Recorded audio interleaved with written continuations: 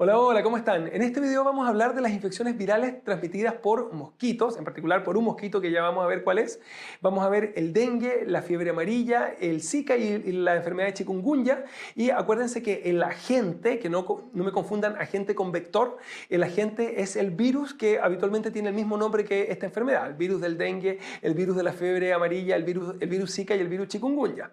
El vector, en cambio, es el mosquito que transmite la enfermedad, que el nombre científico es Aedes aegypti y que tiene distribución en todo el mundo en las zonas tropicales.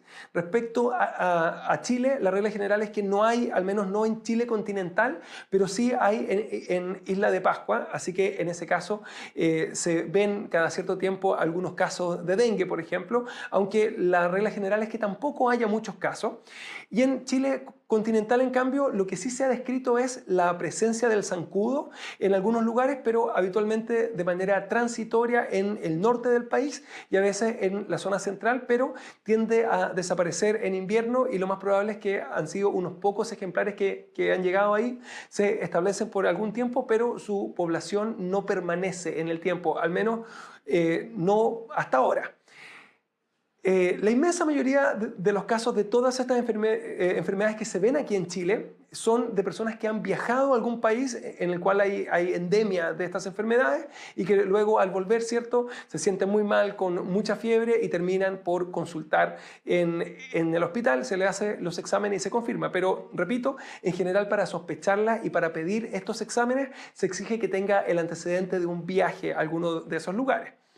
¿Cómo se previene? Obviamente, al ser por picaduras de mosquitos, con el repelente. No cualquier repelente, tiene que ser con DIT a una concentración de al menos el 20%. Si es que viene con concentraciones más bajas, hay que advertirle que se lo tiene que aplicar mucho más seguido. Y, en segundo lugar, se lo tiene que aplicar bien, dígase, en todas las zonas en que pueda picar, que no se olvide de los pies, si se sacan los zapatos, de las orejas, ¿cierto?, del cuello y de la ropa, en el sentido en que el Aedes aegypti puede picar a través de la ropa también, así que al menos hay que echarse un poquito arriba de la ropa más delgada. Sirven los repelentes naturales y la regla general es que no sirven ni los de citronela, ni los de limón, ni de los de hierbas naturales en general, en el sentido en que sirven pero muy poquito y no previenen el contagio de estas enfermedades, así que no se recomiendan de ninguna manera. O sea, en resumen, usar repelente, usarlo bien y no usar cualquiera, tienen que tener DIT y al menos al 20%. Respecto de los mosquiteros, sirven para dormir, ¿cierto? Y se recomienda que se usen medicados, dígase con algo de insecticida, en particular se usan con un revestimiento con permetrina. Además, existen vacunas con virus vivo atenuado, tanto para el dengue como para la fiebre amarilla. Que sean atenuados hace que están contraindicados en los pacientes inmunodeprimidos y en las mujeres embarazadas también, por si acaso.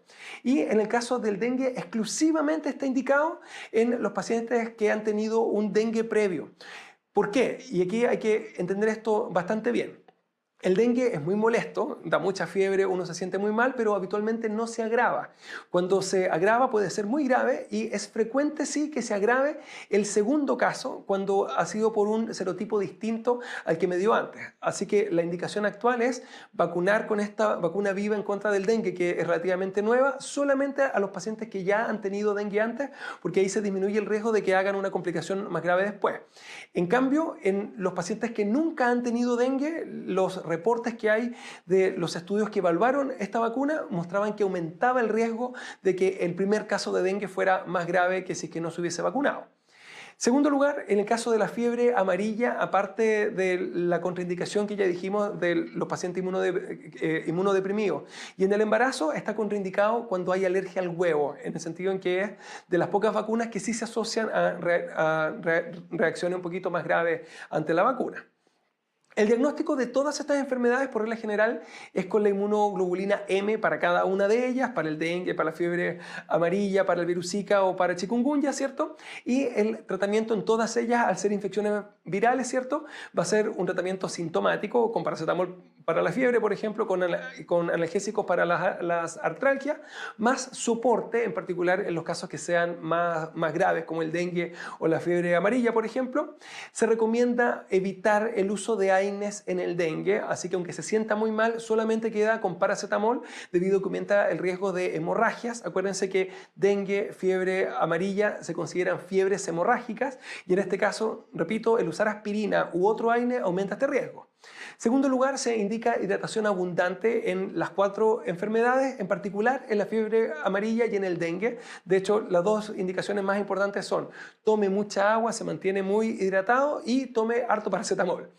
Aparte de esto, en el chikungunya, ahí el paracetamol sí suele ser insuficiente, así que se maneja con AINES siempre y cuando antes haya descartado que no era un dengue, en el sentido en que el dengue igualmente me puede producir artralgias y artritis. Y en el chikungunya, si no anda bien con los AINES, de segunda línea, los corticoides, en particular los corticoides orales como la prednisona oral. En el caso de los casos más graves, como los casos de dengue hemorrágico, ¿cierto? O la fiebre amarilla, que se complica mucho, se tienen que manejar en la UCI. Y como cosa final, veamos las clínicas independientes de cada una de ellas, que ya vimos que el manejo es relativamente común porque son infecciones virales. Y empecemos por la del dengue. Por regla general viene con fiebre alta, asociado a mucha mialgia, artralgias, a veces artritis. Son tan intensas que se lo llama la fiebre quebrantahuesos. Aparte de esto, uno de los signos más característicos de esta enfermedad es el signo del torniquete, que consiste en que se le toma la presión arterial al paciente y al desinflar el manguito queda con petequias en el brazo, que es lo mismo que al hacerle un torniquete, ¿cierto? Queda con las petequias ahí y ahí uno se recuerda que es una fiebre hemorrágica.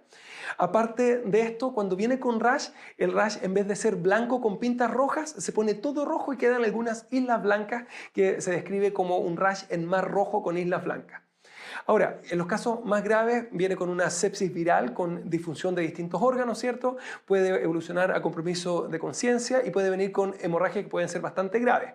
De hecho, hay que recordar cuál es el hemograma más característico del dengue. Suele venir con las plaquetas bajas, con trombocitopenia, con los blancos elevados, habitualmente con una linfocitosis, porque es una infección viral, y finalmente viene sin anemia. Y eso está subrayado en el sentido de que si viene con anemia, me orienta muy fuertemente a que hay una malaria en lugar de un dengue. Ahora, una vez que ya ha habido hemorragias, en ese caso obviamente puede haber la anemia, pero por la hemorragia misma.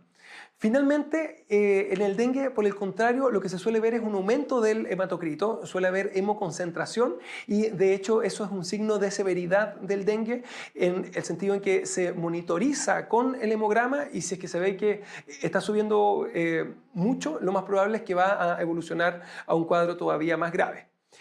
Respecto de la fiebre amarilla, viene con 3 etapas, con 3 fases. La primera de estas fases es la fase de infección, en que se ve con fiebre, con mialgias, artralgias, puede venir con náuseas también, con un cuadro relativamente inespecífico, ¿cierto? Luego de eso viene la fase de remisión, en que por algunos días se mejora y está sin ningún síntoma. Y luego de eso viene la fase de intoxicación, que es la más característica de la fiebre amarilla, que puede ser bastante grave por si acaso, y viene con disfunción hepática, con falla renal, con una cosa que se conoce el vómito negro, que puede venir con hemorragia digestiva, entre otras cosas, con coagulopatía, con un shock hipovolémico o vasodilatador también. Ahora, el dengue también se puede ver con esta misma clínica en los casos más graves por si acaso. Lo bien característico de la fiebre amarilla, y de ahí viene su nombre, es que viene con ictericia, con elevación de la bilirrubina, con un patrón hepatítico, o sea, con elevación de las transaminasas de la GOT y de la GPT, en la cual, a diferencia de la mayoría de las hepatitis, en este caso se eleva bastante más la GPT que la GOT, por si acaso. Es de las pocas hepatitis que vienen con este patrón, que es lo contrario de la hepatitis alcohólica, en cambio en que se elevaba mucho más la GOT que la GPT. En el caso del chikungunya, la regla general es que venga con mucha artralgia, más la fiebre, el compromiso del estado general, un rash que puede ser relativamente inespecífico, como un rash eritematoso macular nomás, más la poliartritis aguda, que es lo más característico de este virus en comparación con los otros que pueden venir con artritis también, pero el chikungunya se caracteriza por mucha artritis muy intensa, ¿cierto? Y un porcentaje no despreciable, entre un 25 a un 70%, evoluciona con una artritis crónica, además que puede durar varios meses y ser muy molesta, muy invalidante. Finalmente, el virus Zika, la regla general es que es un cuadro leve, habitualmente con fiebre, con compromiso del estado general, puede venir con un poquito de rash y habitualmente es autolimitado y anda muy bien con un poco de paracetamol, pero su riesgo es que en una mujer embarazada puede producir un TORCH, en particular con microcefalia, ¿cierto? Y con deterioro en el desarrollo cognitivo, con retraso cognitivo, por ejemplo. Y bueno, eso es todo, así que ya saben, a cuidarse y a no contagiarse de estas enfermedades, ni de las otras tampoco.